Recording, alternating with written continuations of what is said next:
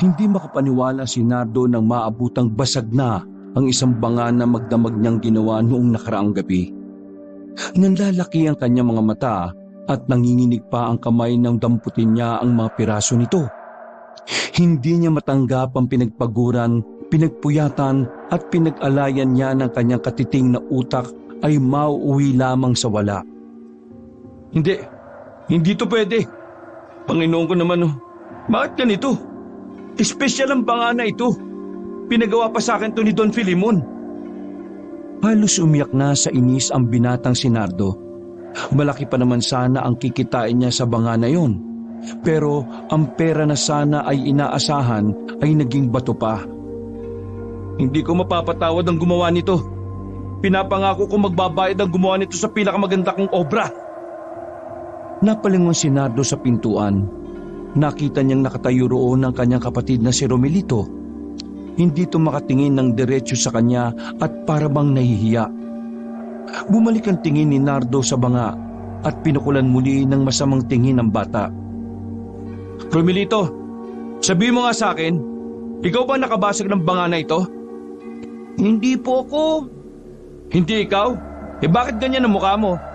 Kilala kita kapag nagsisinungaling ka. Magsabi ka ng totoo. Hindi nga po ako. Sino? Yung bola po. Kumunot ang noo ni Nardo sa kanyang narinig. Hindi niya maintindihan ang sinasabi ng kanyang kapatid. Bola? Paano kasalanan ng bola? Naglalaro po kasi ako ng bola sa labas. Tapos bigla pong pumunta yung bola sa bintana. Tapos tinamaan niya yung banga na ginawa. Di ikaw nga ang nakatama. Ang bola nga pong tumama at hindi ako. Ikaw ang dahilan kung bakit tumama ang bola dito. Kaya ikaw ang may kasalanan kung bakit nabasag ang ginawa ko. Kasalanan mo rin po yan, kuya, kasi tinapat mo sa bintana yung banga. Tsaka kung nakasarado po yung bintana, hindi naman po papasok yung bola. At ako pa talaga sinisisi mo, ha? Nangangatwiran ka pa eh. Halika nga rito, visit ka. Tumawa-tawa pang tumakbo palabas ng kanilang bakuran ang batang si Romelito. Kamot ulo na lamang si Nardo noong mga sandaling yon. Dahil sa dami ng pwedeng mabasag ay yung pinaka-espesyal pa. 16 na taong gulang ang agwat ni Nardo sa bata. Kaya naman hindi niya masabayan ang kakulitan ni Romelito. Hindi naman talaga niya kadugo si Romelito. Pero tinuring na niyang kapatid ng ampunin nito ng kanyang mga magulang na namayapa na. Nakita ng kanyang mga magulang noon ang batang si Romelito sa hanging bridge. Naawa ang mga magulang niya kaya agad itong dinala sa kanilang bahay. Kainis! Hanggang kailan ko ba makakasamang si Raulong kapatid ko na yun, no? Ipaampun ko na lang kaya siya sa mga bumbay sa bayan. Puro sakit na lang ng ulo yung dinudulot sa akin eh. Binasag pa yung mamahaling banga na ginawa ko. Para din naman sa kanya yung pera na kikitain doon. Ay nako. Wala nang nagawa si Nardo kundi ang mag-move on na lang. Kakausapin na lang niya si Don Filimon na kung pwede ay gumawa na lang siya ulit. Alas 7 ng gabi, naglakad siya patungo sa kinaroroonan ng mansyon ng Don. Kahit maaga, madilim na sa kanyang dinaraanan dahil bilang lang naman sa daliri ang mga posting matitino sa kanilang baryo. Maya-maya lang ay natanaw na rin niya ang mansyon. Paglapit niya sa malaking gate ay tumingin agad sa kanya ng masama ang 2 gwardya. Kung makatingin naman kayo para may pinatay akong tao ah. Nandito lang ako para makausap si Don Filimon. Kung ayaw niyong maniwala, sabihin niyo na lang na nandito ako sa labas. Tungkol kamo sa banga. Nagkatinginan ng 2 gwardya. Nagturoan pa mga yon kung sino ang tatawag sa Don. Nakaramdam ng inis si Nardo kaya hindi na niya napigilan ng sarili. Hoy, ikaw na nga magsabi sa Don. Mukhang tamad eh. Kumakamot-kamot sa ulo ang lalaking gwardya na maglakad dito papasok. Ilang minuto lang ay bumalik na rin ito at sumenyas kay Nardo na pumasok na. Bago ka ba rito? Hindi niyo ba alam na close kami ni Don Filimon? Sinabi lamang niya yon para kunwari ay malakas ang kapit niya sa Don. Pero ang totoo, 3 araw pa lang naman ang nakakalipas mula nang una silang magkausap ni Don Filimon. Sa sala pa lang, nakita na ni Nardo ang Don. Nakadikwatro pa ito habang hawak-hawak ang baso ng alak. Agad na sumilay ang ngiti ng matandang lalaki. O Nardo, balita ko gusto mo raw ako makausap tungkol sa banga. Ano, natapos mo na ba ang pinagagawa ko sa'yo? Ngumiti ng pilit si Nardo at nahihiyang tumingin ng diretsyo. Kahit na nahihiya, ay sinabi pa rin ito ang totoong nangyari. Tungkol dyan, Don Filimon, nabasag po kasi yung ginawa ko na dapat ay tapos na eh. Nabasag? Nako, sayang naman. Hindi ka na ba makakagawa ng bago? Nabasag po kasi ng siraulo kong kapatid eh. Pero makakagawa naman po ako ng bago. Yun nga lang maghihintay po kayo ulit. Wala namang problema sa akin. Makakapaghintay pa naman ang alaga ko. Alaga po? Ang ibig kong sabihin ay ayos lang naman sa akin. Hindi ko naman minamadali yan. Ang gusto ko lang ay magkaroon din ako ng obrang banga na galing sa'yo. Ang balita ko kasi ay magaling ka talagang maghulma ng banga gamit ang putik na pwedeng makuha lang kahit saan. Kaya hindi na ako nagtataka kung bakit kanila tinatawag na Nardong Putik. Nako, huwag niyo na po ako masyadong puriin. Baka lumaki po ang ulo ko. Palabiro ka rin pala. Di bale, pwede ka nang umalis at simulan mo na ulit ang banga. Maraming salamat po pero pwede po ba akong makigamit ng banyo? Ihina po kasi ako eh. Sa hindi malamang dahilan, nakita ni Nardo ang biglang pagiging seryoso ng mukha ng Don. Nung unay inakala niyang baka nagalit yun sa kanya dahil sa pagiging makapal ng mukha niya. Hindi na lang po pala. Malapit lang naman po yung bahay. Sige na, dumiretso ka dyan at kumaliwa ka sa dulo. Naroon ang banyo. Sige po. Maraming salamat po sa inyo. Ngumiti muli ang Don. Pagkakataon na yun ni Nardo para makaihi. Pagtalikod ni Nardo, sumilay ang nakakaloko niyang ngiti. Walang kalam-alam ang Don na gusto lamang ni Nardo na makakuha ng impormasyon tungkol sa mansyon na yon.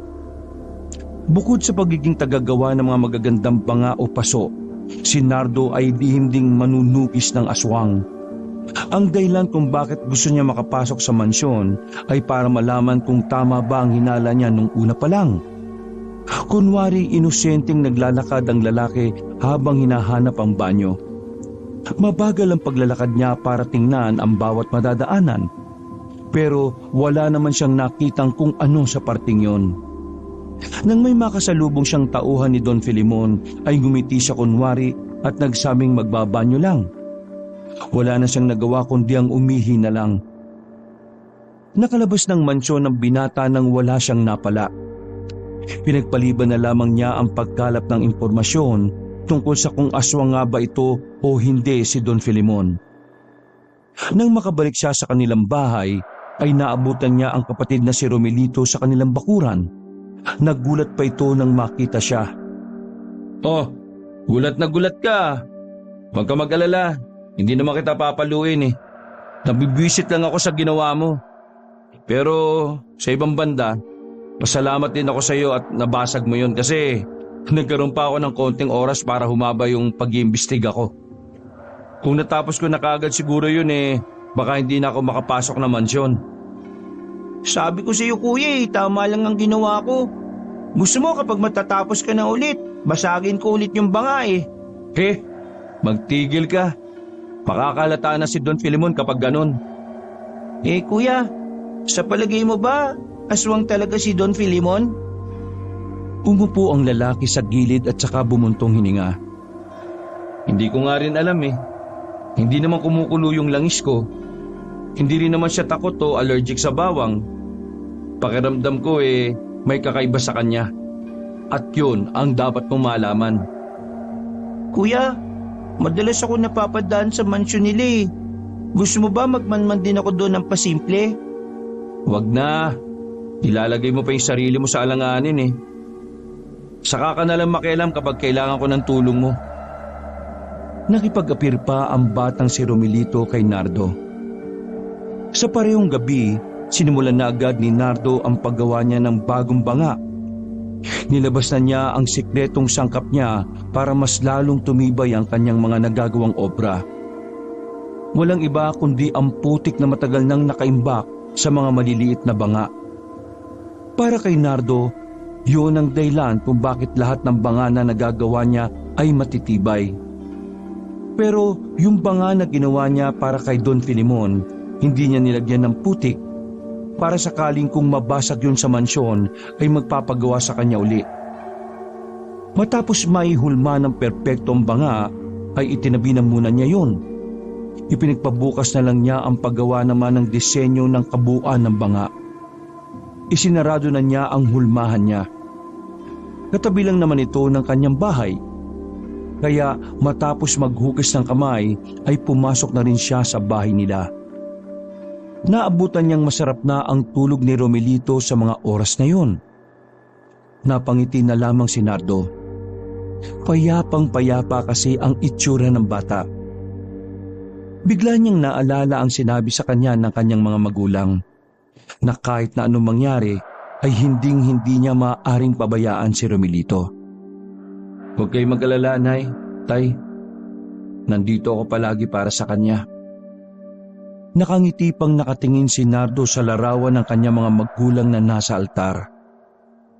Habang masarap ang tulog ng bata, naisipan na lamang muna ni Nardo na pumunta naman sa kanyang sikretong silid, na kung saan doon naman nakatago ang lahat ng kagamitan niya sa pagiging albularyo.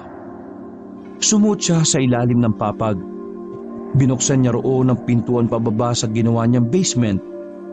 Pinindot niya ang ilaw sa gilid at saka bumaba na rin pagkaliwanag. Bumuntong hininga ang binata at saka dinampot ang espada na nasa lamesa. Ilang araw na niyang nililinis at dinadasalan yon. Magagamit na kaya kita ulit? May aswang nga kaya rito sa probinsyang ito gaya ng sinasabi na matatanda sa ilog? Pilit ng ngiti lamang ang kanyang pinakita. Pero nagulat siya nang biglang magsalita naman si Romelito sa kanyang likuran. Gagamitin mo na ba ang espada mo, kuya? Uy! Wisit ka! Ginulat mo ako eh! Akala ko ba tulog ka na? Nanaginip kasi ako ng masama, kuya. May aswang daw na umahabol sa akin. O tapos? Kamukha mo raw eh. Eh kung kutusan kaya kita dyan? Tara na nga, akyat na! Matutulog na rin ako. Kinabukasan, maagang nagising si Nardo hindi dahil may gagawin siya, kundi dahil sa sigaw ng kanyang kaibigan sa kanilang bakuran. Pagbangon ng binata ay nakita niya agad si Yoyong na nasa labas. Iritadong lumabas din si Nardo. Kumakamot-kamot pa ito ng ulo nang hinarap niya ang kaibigan. Ano ba problema mo? Kaya aga-aga nang bubulabog ka. Sampaling kita ng talampakan ko dyan eh. Pare, si Lola. Oh, anong meron? Gamutin mo si Lola, pre. Pataas ang lagnat niya eh. Hinilan ni Nardo si Yoyong papasok sa kanyang bahay. Lakas ng boses mo, bisit ka. Anong gamutin? Alam mo namang hindi ako nang gagamot ng mga kalugar natin kasi ayaw kong may makalam na taga rito na albularyo ko. Hindi ka makakatanggi ngayon, pre. Kasi nilalagnat si Lola dahil sa sigbin. Sigbin? Oo, pre. Galing kasi si Lola kagabi sa isa niyang kaibigan. Habang naglalakad daw siya sa daan, may nakita siyang sigbin. Nung una, akala niya aso eh. Pero nang lumapit sa kanya, sigbin daw, pre. Teka. Nakagat ba ang lola mo? Hindi, pre. Hindi makalapit sa kanya yung sigbin kasi may pangontra si Lola. Pero yung titig ng sigbin, pre, yun ang dahilan kung bakit siya nagkasakit. Ay, kainis naman oh. Sige na, pre. Ikaw na lang naman ang makakatulong kay Lola eh. Wala namang ibang albularyo sa atin. Isa pa, alam mo naman na ang mga ganong sakit hindi dapat dinadala sa ospital, di ba? Kasi lalong lalala. Oo na. Hintayin mo ako sa inyo. Gagamutin ko ang lola mo. Pero sabihan mo ang lola mo na kapag nagamot ko na siya, wag na wag siyang maingay sa iba. Alam mo naman na meron akong ginagawang investigasyon kay Don Filemon eh. Oo, pre. Ako nang bahala magsabi kay Lola. Hinanda na ni Nardo ang gagamitin niya para gamutin ang matandang si Piling. Ilang sandali lang ay dumating na rin ang maglola sa kanyang bahay. Hindi na siya nagsayang pa ng oras. Inasikaso niya kagad ang matanda. May mga herbal siyang pinainom. Dinasalan niya rin yun at pinahiran ng kung ano-anong langis. Makalipas lang ang halos 5 minuto ay bumaba na rin ang init ng katawan ng matanda. Nakahinga na maluwag ang kaibigan niyang si Yoyong. Ramdam ni Nardo ang pag-aalala ni Yoyong dahil si Aling Piling lang ang kasama sa buhay ng binata. Ang mga sigbin, dahil alaga sila ng mga aswang, may kakayahan din silang magbigay ng sakit sa mga tao kahit sa pamamagitan lang ng tingin. Pero huwag kang mag-alala. Ginawa ko na ang mga paraan para mawala ang lagnat niya. Naagapan naman natin kaya huwag ka na mag-alala, pre. Maraming salamat talaga, pre. Pasensya ka na, ha. Inailangan mo pang gawin ito kahit ayaw mong maggamot sa lugar natin. Pre naman, magkababata tayo. Matitiis pa kita. Isa pa, parang nanay ko na rin itong si Aling Piling eh. Pero pre, paano pala kung hindi natin naagapan? Anong mangyayari kay Lola? Mas tataas ang lagnat niya. Sa sobrang taas, makakita siya ng kung ano-ano. Yung bang hallucination ang tinatawag. Bukod pa ron, hihina rin ang katawan niya. Yung mga laman loob niya, unti-unting hindi nagagana. At kapag nangyari yon, may posibilidad na balikan siya ng sigbin. Dahil kapag ang isang tao ay sobrang taas ang lagnat, nagiging mabango para sa mga sigbin ng laman loob ng mga tao. Grabe, nakakatakot din pala. Kung may mga sigbin nga, Ibig sabihin talaga nito, merong mga aswang? oo pre, at yun ang kailangan kong malaman. Kasi hindi ko alam kung ilan na mga aswang at kung sino-sino sila. Pero malakas talaga ang palagay ko na gumagala-gala lang sila sa mga baryo. Alam mo naman, liblib dito sa atin. Pero gusto kong sumama. Sumama saan? Hindi naman ako aalis eh. Sa ginagawa mo. Gusto ko rin puksain ng mga aswang. Hoy, ano akala mo sa aswang? Hindi sila gaya ng mga tambay sa kanto sa bayan ha, nasisitahin mo lang.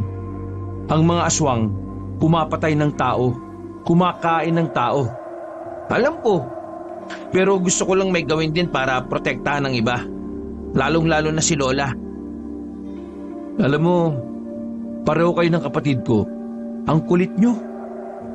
Natigil ang kanilang usapan nang biglang magising na ang matanda. Agad naman silang lumapit doon. Lola, kumusta kayo? Kumusta pakiramdam nyo? Tumingin ang matandang si Piling kay Nardo. Ngumiti ito ng malapad at tinawakan ng kamay ng binata. Nardo, maraming salamat sa paggagamot mo sa akin. Lola, hindi po si Nardo ang gumamot sa inyo. Yung albularyo po na kaalis lang. Yoyong, apo, hindi tanga ang lola mo ha. Alam ko kung sino ang gumagamot sa akin. At kahit magkaila pa kayo, hindi niyo may tatago ang totoo sa akin. Aling Piling, alam niyo po na albularyo ka. Pero paano niyo po nalaman? Wala po akong pinagsasabihan. Sandaling bumangon ang matanda. Pumupo ito at isinandalang likod sa dingding. Magkakilala kami ng lolo mo. Sa katunayan, dating nobyo ko ang lolo mo. Nung albularyo pa ang lolo mo, sinabi niya sa akin na may magmamana ng kakayahan niya bilang albularyo. At nang makita kita, nasa sekundaryo ka pa lamang. Alam kong ikaw ang tinutukoy ni Andoy. Ex-boyfriend niyo po pala ang lolo niya? Sayang, hindi kayo nagkatuluyan. Kung nagkatuluyan kami, di sana wala ka sa mundong ito. Sira ulo.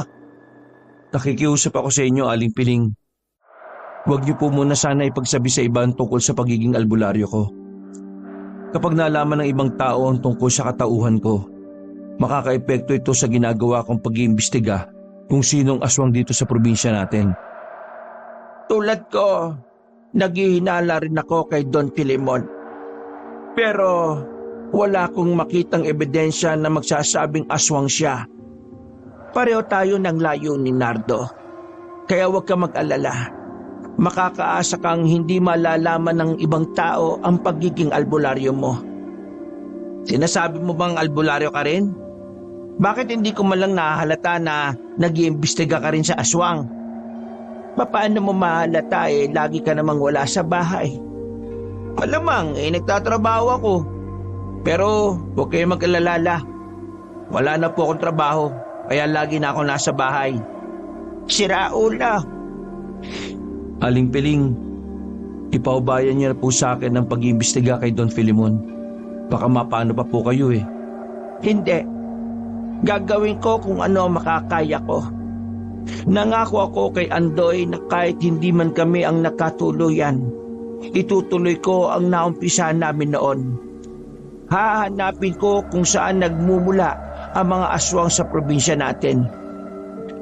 Ibig sabihin pala nito, matagal nyo nang inaalam kung sino ang mga aswang dito sa atin? Oo. Ang hirap nilang hanapin noon. Pero ngayon, mukhang madadalian na tayo. Bakit po? May naisip na po ba kayong paraan? Ang Sigbin, kapag nalaman natin kung saan yon lumulungga, malalaman din natin kung nasaan ang aswang na amo niya. Tumungutango lamang si Nardo dahil nalaman niyang dati rin palang albularyo si Aling Piling. Mas lalong lumakas ang kanyang loob na ipagpatuloy ang kanyang nasimulan. Natapos ang usapan na yun at minabuti na lamang muna ni Nardo na umuwi ng kanilang bahay. Kailangan niya pang maganda ng kakainin nila ni Romelito para sa pananghalian. Pero nang makauwi siya, wala na sa bahay nila ang bata. Wala na rin ang laruan nitong tirador. Kaya alam ni Nardo na nasa lansangan na naman ang kapatid niya. Pambirang bata yun oh. Aga-aga namang umalis para maglaro. Nag-asikaso na lamang si Nardo. Habang abala sa pagluluto ay hindi maalis sa kanyang isipan ang mga sinabi sa kanya ng matandang si Piling. Bago kasi siya umalis, nasabi pa ng matanda na ang putik daw ang magiging sandata niya laban sa mga aswang. Sa isip-isip niya, kaya pala nabuo ang alias niyang bilang Nardong Putik, ay dahil may mahalagang papel sa buhay niya ang putik na yon. Hindi lang basta panghulma ng mga paso o banga, kundi kasangkapan din laban sa mga nilalang na gaya ng aswang. Bumuntong hininga na lamang si Nardo. Kahit alam niyang may halaga ang putik sa kanya, hindi naman niya alam kung papaano yung magagamit. Wala rin naman kasing ibang sinabi si Aling Piling. Lumipas lang ang ilang sandali ay naluto na rin ang kanilang pananghalian. Pero 9:00 na ng umaga, hindi pa rin nakakauwi ang batang si Romelito. Kaya naman naisipan na rin ni Nardo na hanapin yon. Sa kanyang paglalakad, nakita niya ang batang si Empoy na madalas kalaro ng kanyang kapatid. Tinanong niya yon sa pagbabakasakaling nakita nito si Romelito. Empoy, nakita mo ba si Romelito? Hindi pa kasi siya umuwi mula kaninang umaga eh. Problema mo yan. Masungit na naglakad ang bata habang nakausli ang nguso. Napailing na lamang si Nardo dahil sa naging tugon sa kanya ng bata.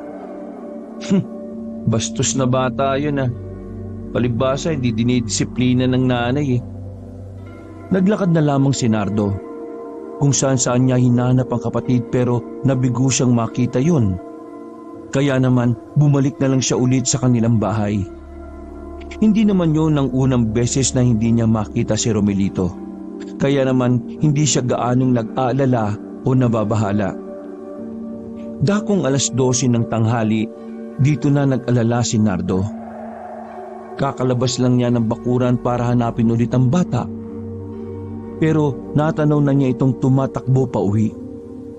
Nang makapasok ng kanilang bakuran ay hingal na hingal itong nagsalita.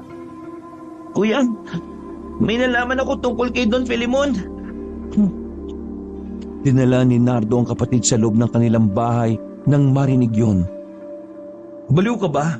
Doon ka ba galing? Hindi kuya, galing ako sa ilog. Nakita ko kasi yung mga tao ni Don Filimon. Meron silang nilabas na malaking kahon. Tapos dinala nila sa ilog. Nang sundan ko sila, meron ako nakitang lagusan doon. Pero hindi ko alam kung saan papunta yun. Basta, kasya yung malaking kahon. Tingin mo kuya, aswang kaya yung laman ng kahon? Loko ka talaga. Teka, may napagsabihan ka pa ba nito? Oo kuya, meron eh. Napasabunot si Nardo sa sobrang konsume. Kanino mo naman sinabi? Pambihira ka naman oh. Eh di sa'yo. Ha? Ibig ko sabihin, may iba ka pa bang pinagsabihan bukod sa akin? Wala na. O sige, makinig ka sa akin. Huwag na huwag ka nang pupunta doon ulit ha. Naintindihan mo ba ako? Delikadong ginagawa mo. Kung nahuli ka nila, siguradong hindi ka na makakabalik. Pero nakabalik naman ako eh. Eh kasi nga, hindi ka naman nila nahuli. Eh anong gagawin natin sa nalaman ko? Manahimik ka rito sa bahay. Huwag na huwag ka munang lalayo, ha? Mahirap na. Baka mamaya hindi mo alam na may nakakita pala sa'yo. Pupuntahan ko mamayang gabi ang sinasabi mo. Sabihin mo lang sa akin kung saan. Hindi ka ba nakikinig kuya? Sabi ko nga sa ilog. Saang ilog? Malapit sa kakahuyan na katapat ng malalaking bato sa ilog. Naroon ang lagusan kuya. Hinawakan ni Nardo ang kanyang kapatid sa balikat. Romilito, makinig ka sa akin ha. Hindi laro itong papasukin ko. Kaya sana, huwag kang gagawa ng bagay na ikapapahamak natin dalawa. Lalo na ikaw. Naintindihan mo ba ako? Opo, naiintindihan kita. O sige na, kumain ka na muna at malamig na yung niluto ko. Mabilis na lumipas sa mga oras. Sumapit na rin ang kinagabihan. Maagang nakatulog si Romelito noon kaya naisip ni Nardo na yun na ang tamang oras para lumabas ng bahay. Pupuntahan niya ang sinasabi ng kanyang kapatid. Dala ang kanyang espada na nakasukbit pa sa likod niya. Palihim niyang nilisan ang kanilang bahay. Nakatakip pa ng tela ang kalahati ng kanyang muka na parabang isa siyang ninja. Hindi nagtagal, narating na rin ni Nardo ang ilog. Pero nabahala siya nang maramdaman niyang tila may sumusunod sa kanya. Pagtingin niya sa kanyang dalang langis, hindi naman yung kumukulo. Pero hinanda niya pa rin ang kanyang sarili. Dahan-dahan siyang lumapit sa naririnig niyang kaluskos. Nang hawiin niya ang halamanan, nakita niya si Yoyong na naroon. Bisit ka! Anong ginagawa mo rito? Sinabi sa akin kanina ni Romelito na pupunta ka raw ng ilog eh. Sakto nakita kitang lumabas kaya sinundan na kita. Baka lang kailangan mo ng tulong. Kainis. Una. Huwag ka lang maingay ha. Teka lang, O bakit? ang bagal kasi maglakad ni Lola eh. At sinama mo pa talaga si Aling Piling? Alam mo ba kung ano yung posibilidad na makita ko sa pupuntahan ko? Eh sumama eh, ano magagawa ko? Napakamot na lamang sa ulo si Nardo nang lumitaw ang matandang si Piling. Kumpara nung ginamot niya ito, malakas-lakas na ang matanda. Salamat sa kapatid mong madaldal. Nalaman kong may lagusan pala rito. Diyos ko naman oh. Aalis na sana sila pero may narinig silang kaluskos sa kaliwang banda ng kanilang kinalalagyan. Tinapatan ni Yoyong ng ilaw ang parting yun. Marahan namang naglakad doon si Nardo habang nakaamba ang kanyang espada. Paghawi naman niya uli ng halamanan, bumungad naman sa kanya ang kanyang nakababatang kapatid, si Romelito. May malapad pa itong ngiti habang nilalaro-laro ang daliri nito. Anak ng tupa, isa ka pa eh. Tulog ka kanina. Ang tawag dun, tulog-tulugan. Umuwi ka na. Wala kang gagawin dito. Umuwi ka na. Hindi totoo sa kakahuyan yung lagusan, kuya. Ha? Sinabi ko lang yun para malaman ko kung interesado ka. Pero hindi talaga doon. Gusto mo bang malaman? Isama mo na muna ako. Pataranta. Sira ulong bata to ah. Pre, isama mo na. Ako na lang ang bahala magbantay dyan. Gumuga ng hangin si Nardo dahil sa sobrang irita at stress. O sige na. Papayag akong sumama ka pero wag kang gagawa ng kalokohan ha. Mapapahamak tayong lahat eh. Naintindihan mo? Opo. Wow, marunong ka palang mag-opo. Ngumisi na lamang si Nardo at nauna na rin itong naglakad. Sinukbit nitong muli ang espada sa likuran. Sabay-sabay nilang tinahak ang kahabaan ng ilog. Ayon sa batang si Romelito, ang lagusan na nakita nito ay nasa bandang dulo, malapit sa talon. Makakasama nilang tinungo kung saan naroroon ang sinasabing lagusan. Matapos lang ang halos 15 minutong paglalakad sa kailaliman ng gabi, narating nila ang talon. Agad nang itinuro ng batang si Romelito kung nasaan ang eksaktong lugar ng lagusan. Romelito, sigurado ka bang dito mo nakita yung lagusan na sinasabi mo? Tingnan mo, wala naman eh. Pader yan eh. Hindi ako pwede magkamali, kuya. Dito yun.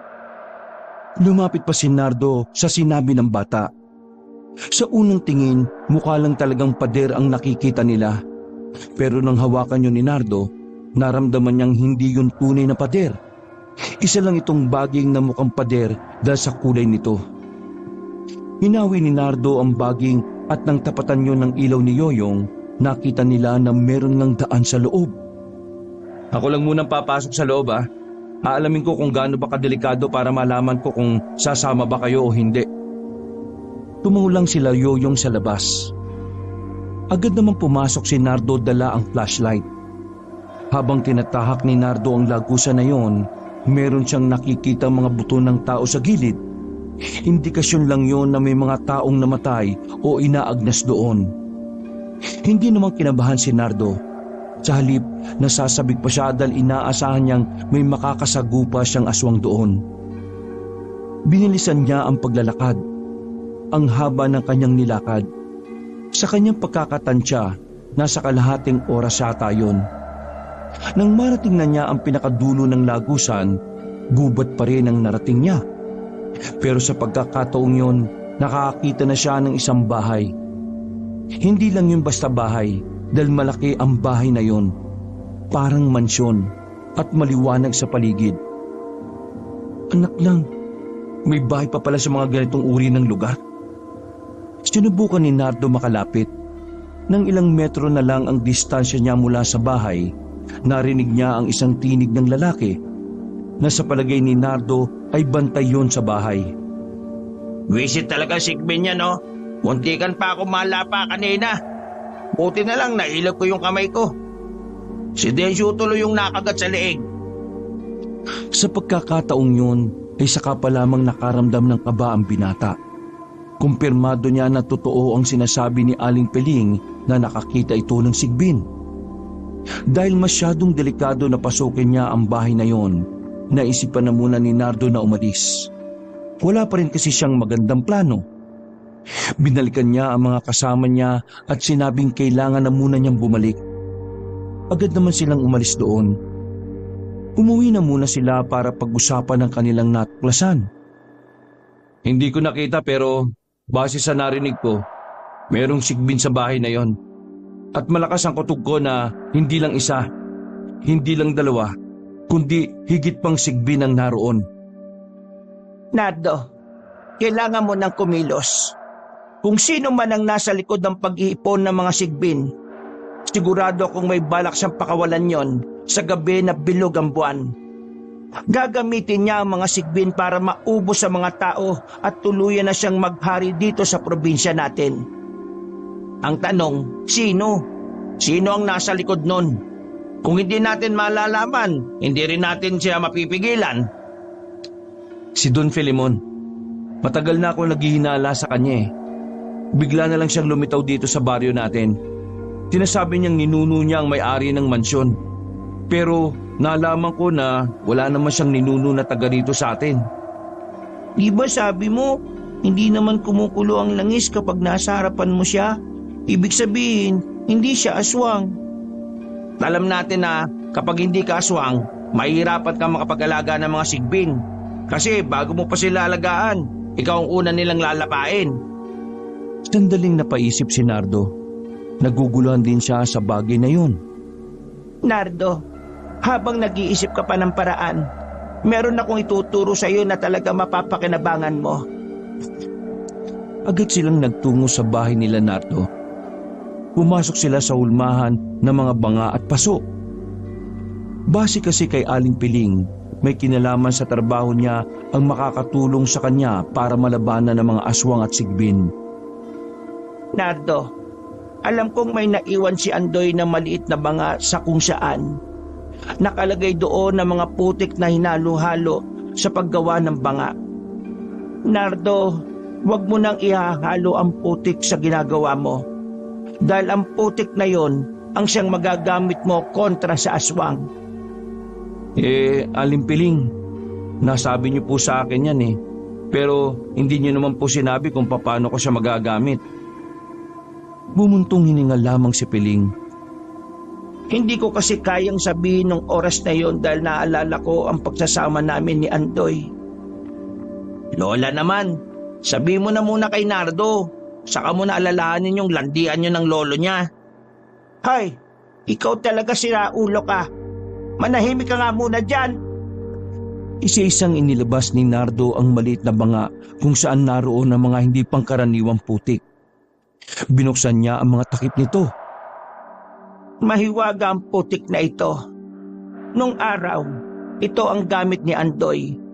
Ang putik na ito ay mula pa sa lupain ng mga sinaunang manunugi sa Leyte. Sinasabi nga mga lupa doon ay may mga dugo ng mga malalakas na manunugi sa albularyo. Ang mga dugo na iyon ang siyang kinatatakutan ng mga aswang. Kapag dumikit sa balat ng aswang ang putik na yan, para yang asido na nakakapaso para sa kanila. Pero hindi ganon ang gagawin natin. Ano po ang kailangan nating gawin? Kailangan natin pagsamasamahin ng mga putik. Lalagyan natin ng tubig nang sa ganon ay muling mabasa ang putik at muling maging malapot. Ibabad mo ang mga armas na magagamit mo sa loob ng halos 2 araw. Bago mo iahon ang mga armas, kailangan mo munang dasalin ang huling dasal ng bulag na albularyo. Huling dasal ng bulag na albularyo? Oo. Ang dasal na ito ay karaniwang ginagawa ng mga albularyo kapag nagbabasbas ng anting-anting at kapag nilalagyan ng orasyon ng mga armas. Alam mo ba ang dasal na iyon? Opo, alam ko yon. Pero hindi ko na matandaan ang huling parte. Huwag kang mag-alala. Kabisado ko pa rin naman hanggang ngayon. Bibigyan kita ng kopya. Kinuha ni Aling Piling ang isang banga. Inamoy niya yon. Nagulat sila nang biglang mapamura ang matanda. Hindi kasi kaya-aya ang amoy na yon. Anong laman nito? Bakit ang baho? Agad na tumingin si Nardo sa batang si Romelito. Hindi na yun nagsalita at dali-daling tumakbo palabas. Nang tutukan ni Yoyong ang laman, ay maging ito ay nandiri din. Pre, tayo yata to ng baboy Aling Piling, pasensya na po Yung kapatid ko kasi na yun minsan inaasar talaga ako Parang hindi kumpleto yung araw niya kapag hindi ako nagiging konsumido sa kanya Ayos lang. Ganon talaga ang mga bata. Itabi mo na lang ito baka mamaya maihalo mo pa sa mga putik. Noong mga sandaling yun ay sinimulan na rin nila ang pagbababad ng arma sa putik. Lahat ng mga gagamitin nilang sandata ay isinama nilang binabad sa mahiwagang putik. Tinakpan nila yon ng malapad na dahon ng saging. Pre, pwede na talaga kitang tawagin na Nardong Putik. Loko. Matapos ang sandaling yon ay umuwi na muna si Yoyong at si Aling Piling sa kanilang bahay. Habang si Nardo naman ay nanatili pa ring gising. Nakaupo lang siya sa harapan ng lamesa. Malalim ang kanyang iniisip. Dakong 2:00 na noon, mga kuliglig na lang ang maririnig sa paligid. Pero maya-maya lamang ay may narinig siyang tila mabangis na aso. Sigbin agad ang unang pumasok sa kanyang isipan. Mahina lang ang narinig niyang angil, kaya alam ni Nardo na nasa malapit lang ang nilalang. Marahan niyang dinampot ang isang itak na kinakalawang na nakasabit sa likuran ng pintuan. Sumilip siya ng bahagya sa bintana. Pagtingin niya rin sa kanyang langis, nakita niyang kumukulo yun. Pasimpleng binuksan ni Nardo ang pinto. Lumabas siya ng kanilang bahay. Nilibot niya ang paligid. Pero wala naman siyang nakitang aswang o sigbin. Pero nang tumanaw siya sa bakuran ng kalapit bahay nila, nakita niya ang isang nilalang na parang aso. Pero parang kangaroo ang ulo nito. Tapos ang mga paa ay baliktad. Sinasabi ko na nga be. Dahil hindi siya pwedeng lumapit doon, kinuha ni Nardo ang kanyang pana. Binalahan niya yun ng isang palaso. Mula sa kanilang bakuran, tahimik niyang inasinta ang sigbi na palakad-lakad sa harap ng bahay. Binitiwan niya ang goma. Tinamaan ng sigbin sa bandang tiyan. Nagpagewang-gewang yun sa paglalakad. Sinubukan niyang tumakbo pero nasubsob na ito sa lupa. Patay ka ngayon. Matapos yun ay bumalik na rin si Nardo sa kanilang bahay at nakangiti itong natulog. Kinaumagahan, narinig ni Nardo ang malalakas na usapan sa kabilang bakuran. Nang lumabas siya ng bahay ay nakita niya ang mga nagkakagulong tao. Kuya Nardo, ikaw ba yung pumatay sa sigbi na yun? Oo, ako. Patunay lang yan na may aswang dito sa atin. Tumango na lamang ang batang si Romelito. Nung umagang yon, tinapos na rin ni Nardo ang ginagawa niyang banga para kay Don Filemon. Pulido ang pagkakagawa niya ng mga disenyo. Talagang siniguro niya na walang masasabing negatibo ang Don. Bandang hapon lang ay lumabas na rin siya ng bahay. Binalot niya sa mga dyaryo ang banga at maingat niyang binuhat yon patungo sa kinaroroonan ng mansyon. Sa gate pa lang ay mahigpit na ang seguridad. Ibang-iba ito kumpara sa mga naunang araw na pumunta siya roon. Ako yung gumagawa ng banga. Nandito ako para ihatid kay Don Filemon itong pinagawa niya. Hindi na naman nagsalita ang dalawang bantay. Nagmamadali lang na umalis ang isa para abisuhan si Don Filemon. Pagkatapos, bumalik yun at bigla na lang pinagkakakapkapan si Nardo. Hindi pa nakontento ang dalawang gwardya. Pinatanggal pa kay Nardo ang damit niya at ang short. Nakabrief na lang siya sa tapat ng gate. Kahit na nahihiya siya, ay ginawa niya yung para mawala ang duda ng mga gwardya. Nang masigurong wala siyang dalang kung ano, ay pinapasok na rin siya sa loob. Pero nakabantay pa rin sa kanya ang isang gwardya. Wala sa sala si Don Filemon. Hinatid siya ng lalaki sa guest room kung saan naroon ang Don.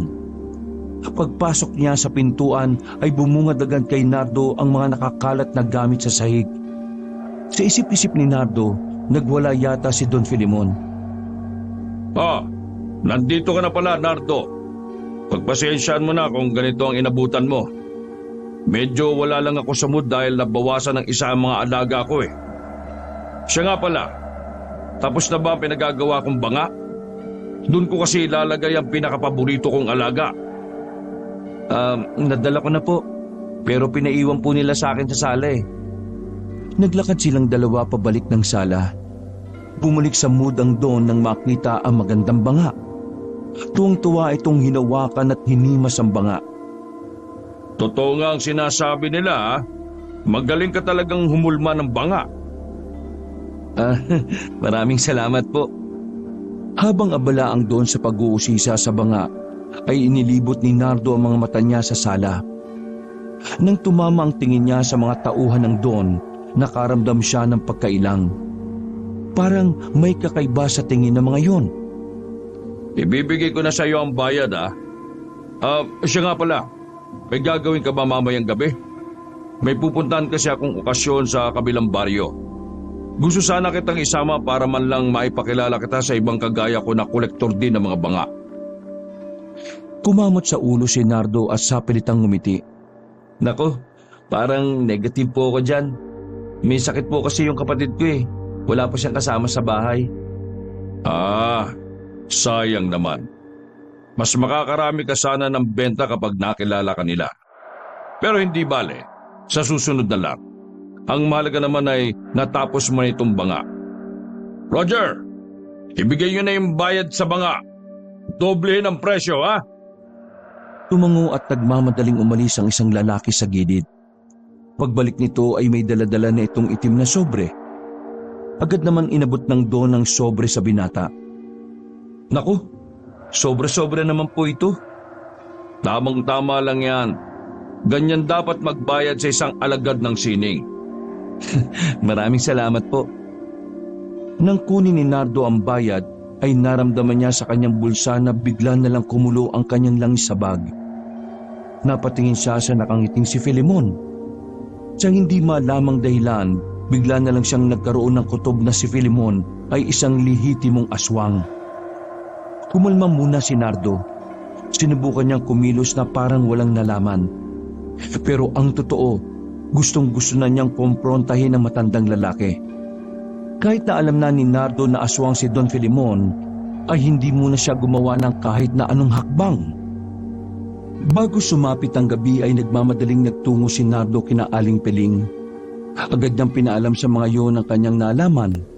Kaya naman dakong 7:00 ng gabi, naganda na sila para balikan ang lagusan na kanilang natuklasan. Sasamantalahin nila ang pagkakataon na may pupuntang okasyon ng Don. Kasama ni Nardo ang kanyang kapatid na si Romelito nang dumaan sila sa lagusan. Habang ang maglola naman ay nagbabantay sa talon. Kuya, dala-dala ko yung maliit na banga na may putik. Narinig ko kasi na mabisang pangontra daw yung mga putik na ginagamit mo sa pagpapatibay ng banga at paso. Pambihira ka talagang bata ka oh. Kaya pala mabigat yung bag mo eh. Kuya, delikado ba yung pupuntahan natin? Malamang, delikado. Pwede natin makatapat yung mga sigbin. O kaya naman yung mismong mga aswang. Pero ngayon, kailangan ko munang unahin ng mga sigbin. Tsaka ako'y susunod yung amo nila.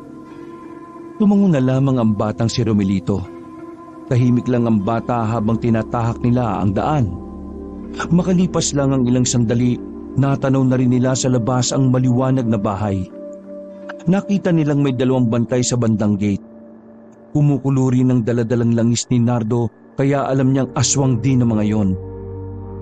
Walang balak si Nardo na harapin ang 2 bantay. Hindi kasi sila pwedeng gumawa ng ingay dahil baka mabulabog ang mga nasa loob ng bahay. Kaya ang ginawa nila, nagganap sila ng ibang madaraanan. Tumungo ang 2 sa gilid ng malaking bahay. Nang masigurong wala namang nakakakita sa kanila, ay agad-agad na umakyat ng pader ang magkuya. Romelito, makinig ka. Ang gagawin mo lang, magiging lookout ka kapag natagpuan ko na kung saan nakalagay ang mga sigbin. Kapag nakita mong may paparating, saka mo lang ako pupuntahan. Naintindihan mo ba ako? Opo, kuya. Maingat silang naglakad. Nagtataka si Nardo nung una kung bakit parang wala man lang tao sa loob ng bahay. Sa isip-isip niya, tila yata karamihan sa mga tao roon ay kasama ni Don Filemon sa dinaluhan nitong okasyon. Sa kakalibot nila sa loob ng bahay, may natagpuan silang isang kahina-hinalang silid. Nakakandado ang pinto. Pero dahil marunong magbukas si Nardo, ay naging sisiw lang sa kanya ang bagay na yon. Marahan niyang itinulak ang pintuan para hindi siya makalika ng ingay. Pagpindot niya sa pindutan ng ilaw, kita niya ang isa pang pinto sa silid. Bukas yun ng itulak ni Nardo paloob. Romelito, dito ka na lang. Sisilip-silip ka doon kung may mga dumarating na sa mansyon ha. Tapos, yung sinabi ko sa'yo. Sige po, kuya. Wow, natututo ka na talagang gumamit ng po at opo ha. Baka naman may binabala ka na namang katarantaduhan ha. Wala po, kuya. O sige na, papasukin ko nitong pintong ito. Pagpasok ni Nardo ay kinuha na rin niya ang dalang espada. Bumaba siya sa hagdanan na nakita niya. Pagbaba niya, bumungad sa kanya ang mga lumang banga na sobrang dami. Sa tansya niya, hindi yun bababa sa 30 piraso. Mahina na ang kulo ng langis ko. Ibig sabihin, walang mga laman ito. Hindi na nagsayang ng pagkakataon ng binatang si Nardo. Isa-isa niyang pinagbubuksan ng mga banga. Tulad ng kanyang hinala, wala nang laman ng mga yun. Pero ramdam niya na may mga buhay na sigbin talaga ang naninirahan doon. Ibig sabihin, Marami talagang alaga si Don Filimon. Patunay lang ito na isa nga siyang aswang. Dahil wala naman ang mga sigbin doon, naisipan na lamang niyang umalis. Pabalik na siya nang biglang natatarantang pinuntahan siya ng batang si Romelito. Kuya, may mga dumating na mga lalaki. Mga 4 sila. Kailangan na nating umalis, tara. Nagmamadali silang tumakbo palabas doon. Pero hindi pa man sila nakakaalis ng bahay, nakita na sila ng 2 matangkad na lalaki. Unang tingin pa lang ni Nardo, batid na niyang mga aswang din yon. Sino kayo? At paano kayo nakapasok dito? Buti na lamang ay nakatakip ng muka ang 2, pero hindi pa rin sila ligtas kahit na hindi sila nakikilala. Kaya naman walang magawa si Nardo kundi palagan na lang ang mga yon. Kami lang ito. Napadaan lang. Nagbanyo. Tumae. Malinis ba ang kamay ninyo? Hugasan nyo naman ang pet ko. Romelito! Oh! Nagbago agad ng anyo ang 2 lalaki. Para itong mga gagamba na gumapang sa sahig palapit sa kanila. Buti na lamang ay nakalabas na sila ng pintuan sa likuran ng bahay. Kuya, gabitin niyo po yung putik. Siguradong lapnos yung 2 yan. Inilabas agad ni Romelito ang maliit na banga mula sa kanyang bag. Kinuha naman yon ni Nardo. Hindi pa sila nakakaalis ay nawasak na ang pintuan. Lumabas doon ng hindi lang 2, kundi 4 na aswang na lalaki. Sige na kuya, gamitin niyo na po yung putik. Pagbababatuhin mo sila. Huwag mo akong turuan. Alam ko ang gagawin ko. Umaangil-angil ang mga aswang habang tumutulo-tulo pa ang laway. Bago pa man umatake ang mga yon, binuksan na ni Nardo ang banga. Dumukot siya ng dumukot sa loob ng inaakala niyang putik. Pinagbababato niya yun sa mukha ng mga aswang. Pero nagtaka si Nardo kung bakit parang wala namang nangyayari sa mga yon. Hanggang sa naamoy na lang ng binata ang sobrang baho na nagmumula sa banga. Nakita niya rin na parang iritado ang 4 na aswang sa amoy na nalalanghap nila. Lintik! Romelito, ano to? Tahi po ng baboy at tahi ko po. Ngingiti-ngiti pa ang bata. Hindi man lang ito nakaramdam ng takot kahit na nasa harapan na nila ang aswang. Nagawa pa talaga nitong gumawa ng kalokohan. Ay, napakaano mo talaga. Yari ka sa bahay sa akin, ha? Napatakbo ang bata sa likuran ni Nardo nang biglang lumapit na ang isang aswang sa kanila. Dahil may kahusayan din naman si Nardo sa paghawak ng armas, hindi na siya nag-alinlangan pa na harapin ang mga yon. Dahil sa kanyang likas na kagalingan, nagawa niyang sugatan ng mga aswang. Dahilan para magkaroon ng takot sa kanya ang mga yon. Kaya sa halip na habulin sila nito, hinayaan na lamang sila ng mga aswang na makaalis. Nagmamadaling umalis ang magkapatid. Saka lamang naalala ni Nardo na mabaho ang kamay niya nang nasa lagusan na sila. Inis na inis siya pero hindi niya magawang isampal yon kay Romelito. Oh, anong nangyari? Wala na mga sigbin sa mga banga. Kaya kailangan na nating umalis. Nakita kami ng mga aswang na nagbabantay sa bahay. Ang mabuti pa, sa bahay na muna kayo. Tara na, umalis na tayo. Hindi na nila hinintay pang maabutan sila ng mga aswang. Umalis kaagad sila sa lugar na yun. Nakahinga ng maluwag si Nardo. Pinagkukukurot naman niya sa hita si Romelito. Hindi niya sana ito titigilan pero inawat na siya ni Aling Peling. Kung wala na ang mga sigbin sa mga kinalalagyan nila, marahil pinatakas na yon ni Filemon. Bakit? Ngayon niya na ba sisimulan ng pag-aasik niya ng lagim? Bakit ang payapa ng baryo natin ngayon? Siguro sa ibang lugar ang inuna niya. Ay nako, hindi ko napagtanto na hindi pala okasyon ang pupuntahan ni Don Filemon. Buti na lang din hindi ako sumama sa kanya. Nardo, mukhang kailangan mo munang manahimik. Hindi pwedeng mapahamak ka habang hinihintay natin ang tamang oras para magamit ang mga sandatang nakababad sa putik. Tama ho kayo. Kailangan hindi makahalata si Don Filemon na ako ang kumakalaban sa kanya. Habang nananahimik ka, kami naman ni Lola ang magmamanman. Magkita-kita na lang tayo ulit makalipas ang 2 araw. Kinapusan nila ang usapan ng mga oras na yon. Umuwi na muna si Nardo at Romelito. 2 araw ang nakalipas. Walang nangyaring kakaiba sa kanilang baryo.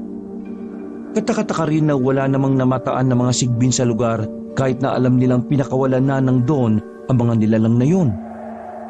Samantala, 2 araw ding hindi lumabas ng bahay si Nardo at Romelito.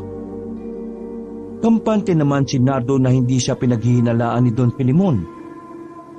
Hapon, ilang oras bago niya iahon ng mga sandata sa putikan, humahangos na dumating si Yoyong. Sa mukha pa lang ng kanyang kaibigan, batid na niyang hindi na maganda ang ibabalita nito. Nardo, ito na ang kinatatakutan natin. Bakit? Anong nangyari? Anong nalaman niyo? May nasagap kaming balita ni Lola. Yung mga sundalo at rebelding nagkukuta sa kagubatan, pinaglalala pa raw ng mga sigbin. Palagay ko, mga sigbin ni Don Filimon ang may kagagawan nun. Napalunok si Nardo ng laway. Saka lamang niya naramdaman ng kaba. Base sa narinig niyang balita, mukhang hindi basta-basta ang mga sigbin. Naisip niya na kung sakaling aatake ang mga yon sa kanilang baryo, madaling malalaga sa mga tao sa lugar nila. Pre, anong gagawin natin? Baka mamaya bigla na tayong lusubin ng mga sigbin dito. Magpakalat kayo ng mensahe sa bawat bahay. Ipaalam niyo ang nangyayari. Nang sa ganun magkaroon sila ng ideya. Hindi pwedeng tayo mismo ang magsabi sa kanila. Malalaman ni Don Filimon na kinakalaban natin siya. At kapag nangyari yon, sigurado akong tayo ang uunahin niya. Hihintayin ko na lang na matapos ang pagbabad ng mga sandata. Pagkatapos, haharapin ko yung mga sigbin na yan. Pagsapit ng gabi, gumawa ng maraming sulat si Yoyong at Nardo. Nakalagay sa sulat na yun ang babala tungkol sa mga sigbin. Habang nakatakip ng telang itim ang kanilang muka, pasimple nilang nilalagay sa mga pintuan ng mga papel. Ayos na siguro to, pre. Sana naman maniwala sila sa nakasulat sa papel. Magsasalita pa sana si Nardo nang makita nilang tumatakbo palapit sa kanila ang batang si Romelito. Hingal na hingal ito at nakahawak pa sa magkabilang tuhod. Napahilamos naman sa sariling muka ang binatang si Nardo dahil sa katigasan ng ulo ng kanyang kapatid. Bakit ka na naman ba lumabas ng bahay? Di ba sinabihan na kitang hindi ka aalis ng bahay hanggat hindi ko sinasabi? Kuya, galing ako sa bahay nila Don Filimon. Narinig ko yung sinabi nila, kuya. Plano niyang papuntahin na rito mamaya ang mga alaga niya. Nagkatinginan na magkaibigang Yoyong at Nardo. Batid nilang hindi magagawang magloko ni Romelito sa mga ganong sitwasyon. Kaya sa mga sandaling yon, naalarma na si Nardo. Kung hindi sila kikilos agad, marahil ay mas malala pa ang mangyayari sa kanilang baryo. Pre, sabihin mo na ang lola mo na pumunta sa bahay. Tingin ko oras na. Tumakbo agad palayo si Yoyong. Si Nardo at Romelito naman ay bumalik na rin sa kanilang bahay. Pumunta agad sila sa hulmahan. Inalis nila ang dahon ng saging na nakatakip sa mga sandatang nakababad sa putik. Kuya, anong pwede kong gamitin sa mga yan? Wala. Hindi ka pwedeng humawak ng armas. Ha? Anong gagawin ko? Tapos mo na ang dapat mong gawin.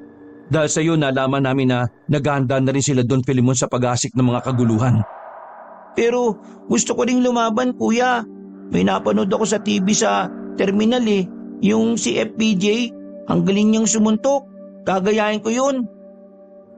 Hinawakan ni Nardo sa magkabilang balikat ang kanyang kapatid. Nagsalita siya ng mahinahon. Romelito, hindi laro ang sasabakin natin ngayon. Hindi to kagaya ng palabas ni FPJ. Dito, pwede kang mamatay. Hindi to pwede sa bata. Hayaan mong ako na ang gumawa ng paraan para protektahan ka. Pero gusto ko rin protektahan ka, kuya. Hindi na kailangan. Kaya kong protektahan ang sarili ko. Para saan pa't naging albularyo ko, hindi ba? Kaya ikaw, kumalma ka lang sa bahay. Magtago ka doon sa lalagyan ko ng gamit ko sa pang-albularyo. Makinig ka ha. Sa ngayon, kailangan mong makinig sa akin para hindi ako mag-alala. Doon ka lang. Huwag na huwag kang lalabas kahit na anong mangyari. Kuya, nag-aalala ako sa iyo Baka paglabas ko ng bahay, wala ka na. Ano ka ba? Parang hindi mo naman alam kung gaano ako kagaling lumaban. Basta ipangako mo sa akin, kuya, babalik ka. Oo, babalik ako. Kaya ipangako mo rin sa akin na hindi ka lalabas ng bahay. Susundin mo lahat ng sasabihin ko. Tumango-tango na lang ang bata at sandali pa itong yumakap sa kanyang kuya. Bumuntong hininga naman si Nardo ng mga oras na yon. Aminado siya na kahit may kahusayan naman talaga siya sa pakikipaglaban, kinakabahan pa rin siya sa hindi niya malamang dahilan. Hindi niya matukoy kung bakit tila mabigat ang kanyang kalooban. Ilang sandali lang, dumating na rin ang maglolang Piling at Yoyong. Handang-handa na mga yon. Kakasamang tatlo nang mag-abang sila sa bungad ng kanilang baryo. Noong mga sandaling yun din, ay may mga ilan-ilan na ring residente ang naalarma. May ibang seryoso sa sulat, ngunit may iba rin namang hindi yun pinansin. Ganun pa man, itinuon na lamang nila ang kanilang atensyon sa pag-aabang ng mga inaakala nilang sigbin. Baka naman hindi rito dadaan ang mga sigbin na yon. Kanina pa tayo rito naghihintay eh. Malakas ang kutob kung dito sila dadaan. Mas maraming kabahayan dito kaysa sa bandang dulo ng baryo natin eh. Huwag kang apurado. Baka mamaya bigla ka na namang maihi sa sobrang takot kapag nakita mo ang mga sigbin, Yoyong. Ako? Maiihi? Baka akala mo lang yon, la. Puro kayabang. Naihi ka nga nung may gumapang na alupian sa hita mo eh. Huwag na kayo maingay. Kumukulo na ang langis ko. Hinigpitan na nila ang hawak sa kanilang mga armas. Nakaandaan na rin ang espada ni Nardo. Halos 1 minuto lang ang kanilang hinintay. Nakita na nila sa di kalayuan na may malaking aso na ang naglalakad palapit sa baryo. Pinagmasdang maigi ni Nardo kung ano yon. Nagsalubong ang kanyang kilay nang mapagtantong ang mga yun pala ay hindi mga sigbin. Aling Piling, nagkamali tayo ng hinala. Hindi mga sigbin ang kalaban natin ngayon. Mga asbo. Teka pre, anong asbo? Isang uri ng aswang na may kakayahang mag-anyong tao at kumakain din ito ng karne ng tao. Isa rin sa mababangis na aswang. Hindi sila gaya ng mga sigbin. Ang mga asbo ay kayang mag-isip na gaya ng sa isang tao. Napailing na lamang si Nardo. Dismayado siya sa pagkakamali nila ng akala. Ganun pa man, wala na silang magagawa. Dahil sa mga sandaling yun ay unti-unti nang lumalapit ang mga asbo sa baryo nila. Ang tanging na lang nilang magagawa ay labanan ang mga yun. Kahit pabatid naman nila na sa bilang pa lang ay hindi na sila uubra. No choice, palag-palag na ito. Lumabas na ang tatlo sa kanilang pinupwestuhan. Matapang silang tumindig. Nang ilang metro na lang ang pagitan sa kanila ng mga asbo, may mga nakatricycle naman na mula sa kabilang kalye ang bigla na lang dumating. Bumaba ang mga kalalakihan doon na bordado ng mga tao. May mga hawak na kung ano-anong patalim. Huwag ka mag-alala, Nardo. Narito na ang backup natin. Teka, Aling Piling, sino naman sila? Mga dati namin silang kasamahan ng lola mo. Pinamumunuan niya ng kalab triangle naming si Jose. Ha! At may kalab triangle ka pa talaga sa lolo ni Nardo, ha? Lumapit sa kanila ang matandang lalaki na halos kasing edad lang din ni Aling Piling. Kahit nakulubot na ang balat nito, kitang-kita pa rin ang naglalakihan nitong mga tattoo sa katawan. Nauli ba kami ng dating, Piling? Hindi naman. Pero sana mas maaga. Ah, ikaw na pala yung apo ni Andoy, ah. Mamaya na po tayo magkumustahan o kaya magpakilala. Meron po tayong kalaban, ang mga aswang na asbo. Eh di mga kasama, umanda na kayo. Nakikita niyo ba ang mga asbo? Yan ang kalaban natin. Kahit na papaano ay nakainganan ng maluwag si Nardo. Mabuti na lang talaga ay may mga nakasama na silang iba pa. Dahil kung hindi, talagang hindi na nila kakayanin pa ang mga asbo. Bukod sa mabibilis sa mga yun, ay marami din ang bilang nito. Hindi natin sila hayaang makapasok sa baryo. Lumakas sa mga angil na kanilang naririnig. Nakita nilang bumwelo ang mga asbo at parang naghahanda na rin sa pag-atake. Hindi nagtagal, nakita na rin nilang nagsitakbuhan ng mga yon patungo sa kinaroroonan nila. Lumundag ang mga aswang at pagbagsak ng mga ito, Naging anyong tao na rin yon, ngunit aswang pa rin. Gamit ang espada na hawak-hawak ni Nardo na binabad sa putik, nanguna siya sa pakikipaglaban. Hinarap niya agad ang 5 aswang na malapit sa kanya. Hinabigla naman yun ni Jose at ang grupo nito. Napabagsak agad ni Nardo ang mga aswang na kinalaban niya. Pagtingin niya sa kinaroroonan ni Yoyong, nakita niyang may aatake sa likuran nito. Walang sinayang na segundo si Nardo. Mabilis niyang tinakbo palapit ang kaibigan at sinalagang atake ng aswang. Hinigupit niya yon ng espada at tinamaan ng aswang sa muka. Alert ka pare, kung ayaw mong mauna ka na sa langit. Ang astig mo, pre. Ang galing mo. Baliw, mas astig yung lola mo. Tingnan mo oh. Hinanap ng kanilang mata ang matandang si Piling. Nakita nilang parang hindi yun matanda kung kumilos. Hawak ang itak ay sanay na sanay itong makipaglaban sa mga aswang. Mas magaling pa sa iyo ang lola mo eh. Kaya umayos ka ha. Huwag ka munang mamamatay. Bumalik na si Nardo sa pakikipaglaban. Pinag-aagupit niya ang mga makakasalubong niyang aswang. Sa hindi inaasahang pagkakataon, isang aswang ang kumapit sa kanyang likuran. Bumaon ang kuko nito sa kanyang balikat. Napalibutan na siya ng mga aswang. Mabuti na lamang, biglang dumating naman ang batang si Romelito. Dala-dala nito ang maliit na banga na may lamang mahiwagang putik. Akong bahala, kuya. Huwag kang iiyak. Sinubuyan ni Romelito ng putik ang mga aswang na yun. Kitang-kita nila kung papaanong parang malapnos ang balat nito. Dahil sa ginawa ng bata, nang isang-isa ang mga aswang. Agad namang tinapos ni Nardo ang mga yon. Nang masiguro ni Nardo na patay na mga yon, ay sa kanya nilapitan ang kanyang nakababatang kapatid. Ang tigas talaga ng ulo mo, no? Di ba sinabihan na kita na huwag kang lalabas doon hanggang hindi ko sinasabi? Nagdadrama pa ako, akala ko naman ay susunod ka. Kuya naman, kung hindi ako nakalis ng bahay, di namatay na ako. Alam na nila Don Filimon na ikaw ang albularyo na kumakalaban sa kanya. Galing sila sa bahay kanina, kaya wala akong magagawa kundi umalis. Nabigla si Nardo sa kanyang narinig. Umiiling-iling ito at parang ayaw maniwala kay Romelito. Kung ayaw mo maniwala, di pumasok na tayo sa baryo dahil may mga aswang din sa kabilang dulo. Huwag kang magagalit kung hindi kita sinunod. Tandaan mo kuya, kung hindi ako lumabas ng bahay, baka patay na ako at baka patay ka na rin. Utang mo sa akin ng buhay mo ha. Sira ulo talaga tong batang to eh oh. Nilingon ni Nardo ang iba pa nilang kasama. Pagtingin nila sa mga aswang na asbo ay patay na ang mga yun. May ilan sa mga kasama nila ang nasugatan, pero maswerteng hindi naman malala. Kailangan natin magpunta sa kabilang dulo ng baryo. Sabi nitong kapatid kong si Raulo, nasa loob sila Don Filemon. Hindi naman malabong mangyari yan, kaya tara na. Ihandaan nyo na ang inyong mga sarili sa isa pang laban.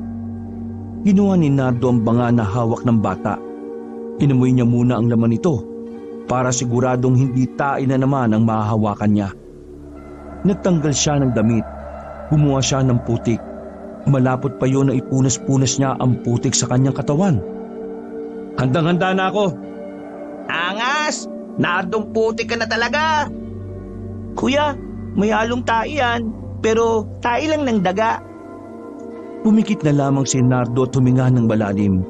Hindi niya gaanong naamoy ang baho kaya pinalagpas na lang niya ang kalokohan ng bata. Nagmamadali na silang pumasok sa kanilang baryo. Ang mga residente naman nagsilabasan na rin ang kani-kanilang bahay. Natataranta ang karamihan sa kanila. Lahat kayo, lumikas muna kayo ng baryo natin. Pumunta kayo sa ligtas na lugar. Makalipas lang ng ilang sandali, wala na mga tao sa mga kabahayan. Tila naging isang maliit na lugar ng digmaan ang baryong yun. Napatigil sila sa kanilang paglalakad nang matanaw nila ang mga aswang na nag-aabang din sa kanilang pagdating. Nakatayo lang ang mga yon. Hindi nila nakikitaan ng kahit na kaunting pag-aalinlangan. Ramdam na ramdam ni Nardo na handang mamatay ang mga aswang para lang sa laban na yon. Mga kasama, hindi ko alam kung anong klaseng aswang sila. Pero nasisiguro kong hindi naman sila asbo. Hindi nga sila mga asbo, dahil ang mga aswang na yan ay mga awok. mga aswang na may kakayahang mag-anyong baboy o baboy ramo. Malalakas sila kapag kabilugan ng buwan. Sabay-sabay na napatingala ang lahat sa taas. Nakaramdam ng kaunting kaba si Nardo nang makitang bilog na bilog ang dilaw na buwan. Ngunit kahit na alam niyang may kaunting kalamangan ang mga aswang, hindi yun naging hadlang para lumakas pa ang kanyang kalooban. Dahil bilang isang albularyo na may layuning maging payapa ang kanyang probinsya, hindi siya makakapayag na manalo ang kasamaan. Itinatak niya sa kanyang utak na isusugal niya ang kanyang buhay. Romelito, huwag kang lalayo kay Kuya Yoyong mo ha. Hindi kita pwedeng isabay sa mga gagawin ko. Hindi na biro itong mga lintik na aswang na ito. Kuya, wag ka munang mamamatay ha. Utang mo pa ang buhay mo sa akin. Ay naku, magtigil ka. Ilang minuto pa ang nakalipas, narinig nilang umaangin na ang mababangis na aswang. Parang nag-uusap-usap ang mga yon gamit lamang ang mga angil na yon. Sabay-sabay silang umalulong na parang aso habang nakatingin sa buwan. Hindi nagtagal, naglundagan na sa mga bubungan ng mga aswang na awok para lumusob kina Nardo. Mga kasama, ngayon na! Matapang na sinalubong ng grupo ni Nardo ang mga aswang. Sa mga unang sandali ay pantay na pantay pa ang labanan. Hindi rin kasi may kakaila na ang mga bataan ni Jose ay mga marurunong at may kahusayan din sa pakikipaglaban. Idagdag pa si Aling Piling na kung kumilos parang kahapon lang nagdalaga. Hindi hadlang ang edad nito para makipagsabayan. Si Don Filimon, nasaan siya? Habang nagkakagulong lahat, tinuyod ni Nardo ng tingin ang paligid. Sinubukan niyang hanapin si Don Filimon, pero wala siyang makita roon. Kaya naman pinaubayan na muna niya ang labanang yon sa mga kasama niya. Pero bago siya umalis, pinagpapapatay niya muna ang mga aswang na makakasalubong niya. Diretso dedo mga aswang na nahahagip ng kanyang espada.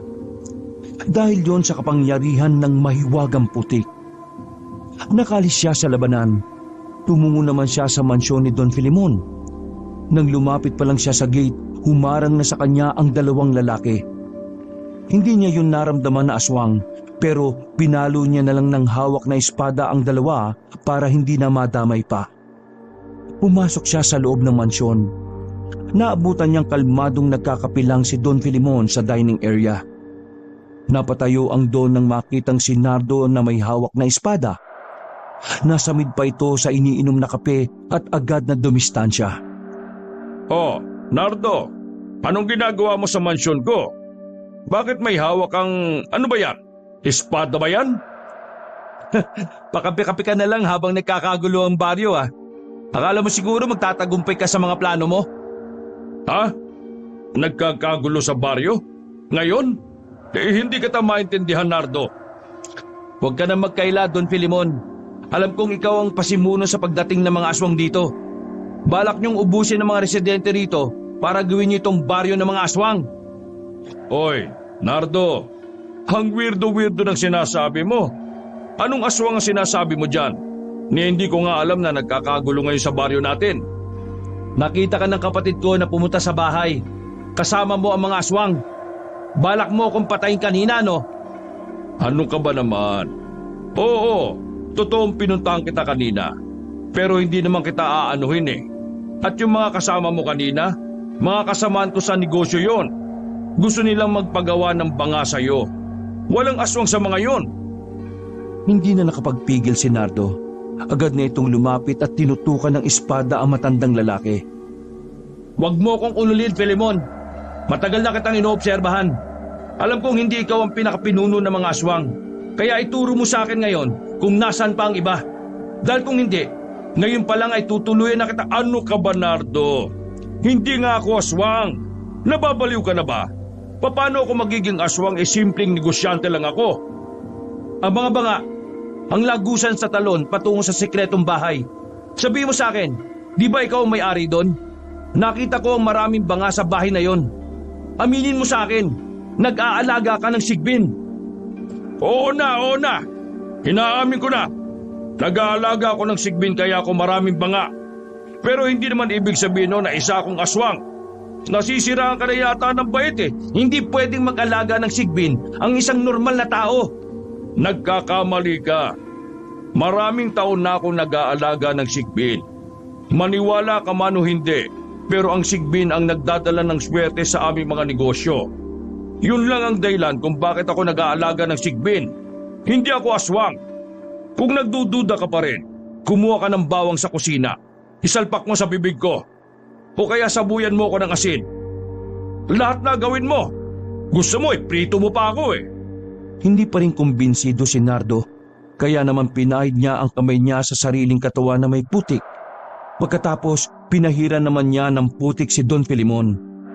Ninglaki ang kanyang mga mata na makitang walang nangyari sa Don. Hindi man lang nalapnos ang balat nito. Ano ba yan? Putik o libag mong lumapot? Kahit na sumasagi na rin sa isipan ni Nardo na baka hindi nga aswang si Filimon, hindi pa rin siya nagtiwala rito. Itinali niya ang Don sa upuan para hindi ito makakawala. Ano na naman pakulo ito? Wala nga akong alam Yang mga sigbin ko, hindi ko alam kung bakit lahat sila nawala sa banga. Pinatay mo, no? Kung hindi ka aswang, sigurado akong may pinagkukunan ka ng sigbin. Sabi mo sa akin, sino yon? Oo nga, may pinagkukunan ako. Si Danny. Pero hindi ko alam kung aswang siya o hindi. Ituro mo sa akin kung nasaan siya. Okay ka lang. Nakagapos ako oh. Paano ko ituturo? Natigil lang ang kanilang pag-usap nang dumating na sila Aling Piling.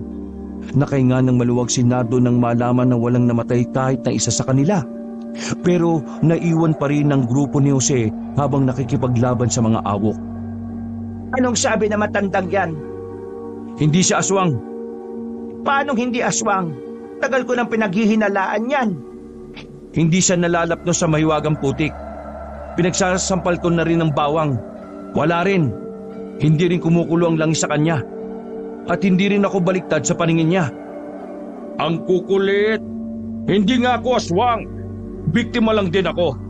Kasi ang gusto ko lang naman ay gamitin ng mga sigbin bilang pampaswerte. Malay ko ba kung mag-aalsa pala ang mga aswang-aswang na yan? Pero meron siyang itinuturo sa atin. Kaya Yoyong, tulungan mo ko. Siguruhin natin hindi ito makakatakas. Sasamahan niya tayo kung nasaan yung kinukunan niya ng sigbin. Kuya, huwag kang magtitiwala sa matandang yan. Kanina pumunta yan sa bahay, galit na galit yung muka. Parang matandang naipit ang itlog Hoy, bubwit! Manahimik ka! Inalis na ni Nardo at Yoyong ang matandang si Filimon sa upuan. Kinaladkad nila ito palabas ng mansyon. Habang nasa daan sila ay tinuturo ng Don ang direksyon ng kinaroroonan daw di umano ng taong si Danny. Pero nang nasa sakahan na sila, biglang tumigil si Filimon sa paglalakad. Tumingala ito sa itaas. Ha! Sa wakas, kulay kahil na rin ang buwan.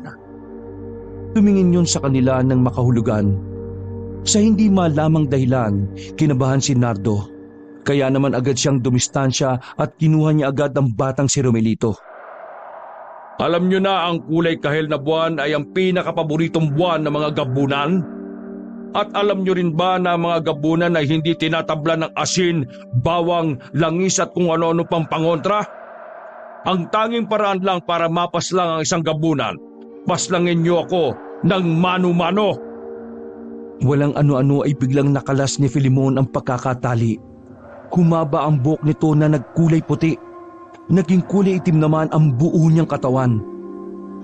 Pinakamalakas na uri ng aswang! Dinakma agad ni Filimon ang binatang si Yoyong. Parang papel niya lang na binalibag si Yoyong sa palayan.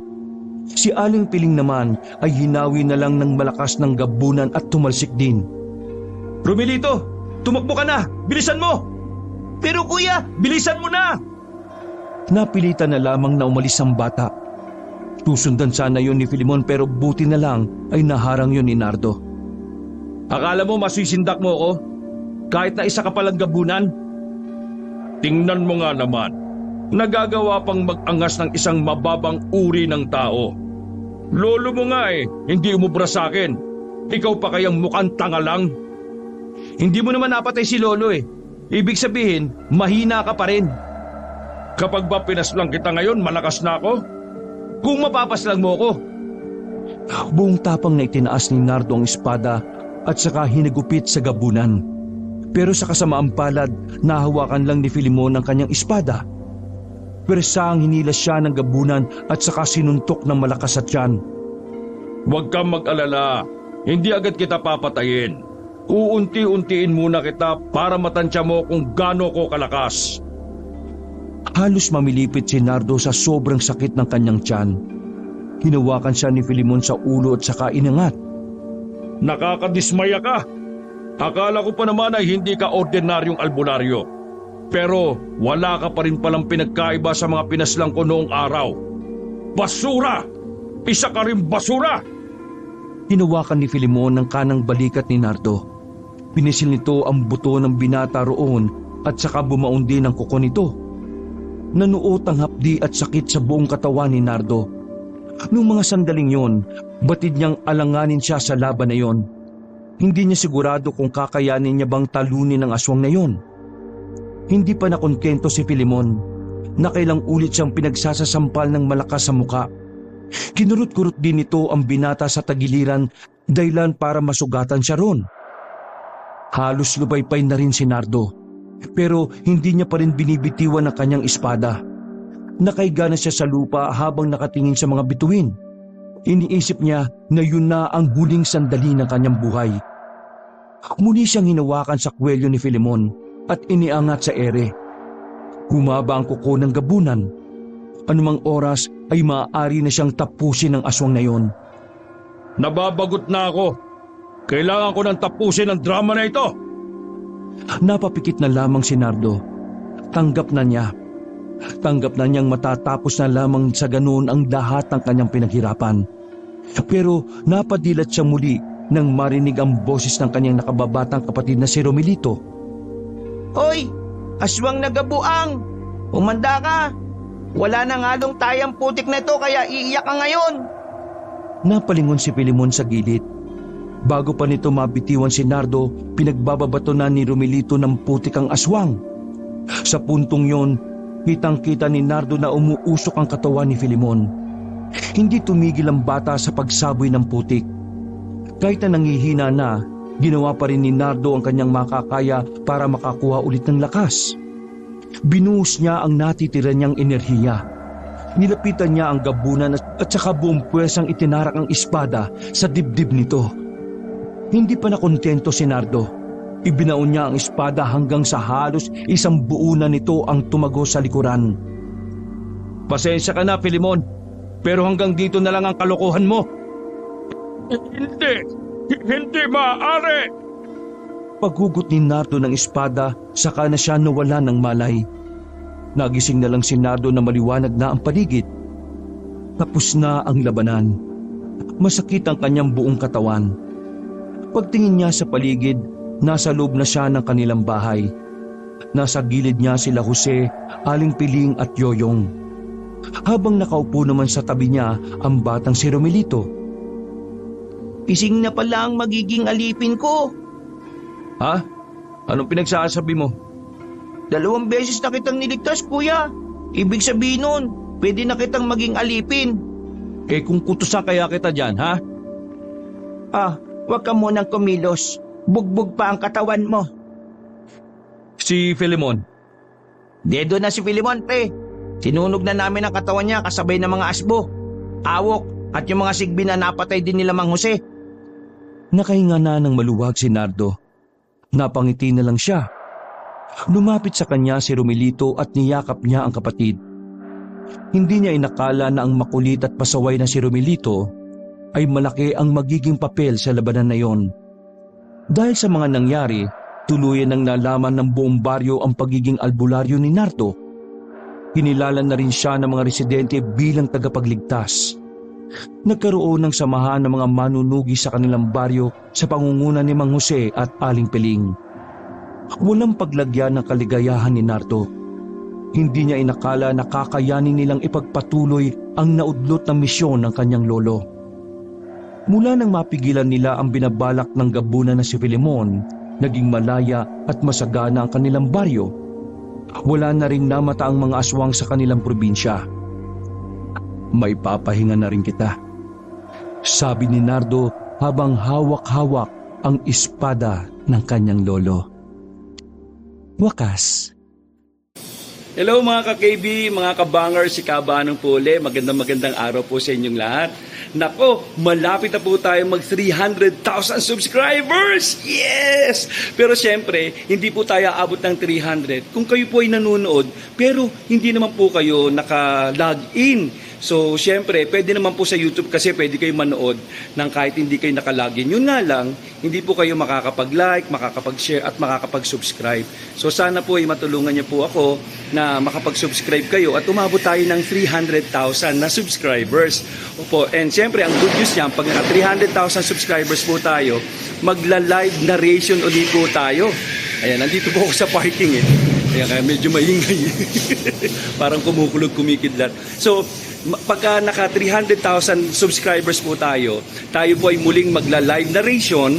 Okay, siyempre makikita nyo po kung paano po mag-narrate si Kabanong at kasama na doon yung mga iba't ibang boses po natin kasi nagtataka sila, akala nila marami tayong nagdadramatize, no? So ako lang po yun, ako yung nanay, ako yung tatay, ako yung bata, ako yung lolo, ako yung mangkukulam, pati yung babae, matandang babae, di ba? Donya, ako po lahat yun. So makikita nyo po yan pag tayo ay umabot ng 300,000 subscribers.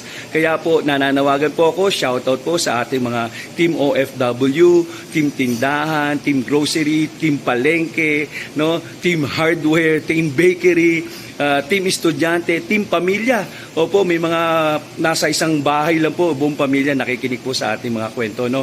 So, shoutout po na sana po ay makapag-subscribe tayo sa mga hindi pa nakakapag-subscribe dito sa ating channel at i-share na rin po natin para po mas dumami po at umabot tayo ng 300,000 subscribers. Kaya po, sana matulungan niyo po ako dito na umabot tayo ng 300,000 para makita niyo kung paano po mag-live narration si Kabanong. So muli, maraming salamat po. Ini-expect ko ang inyong suporta. God bless you all.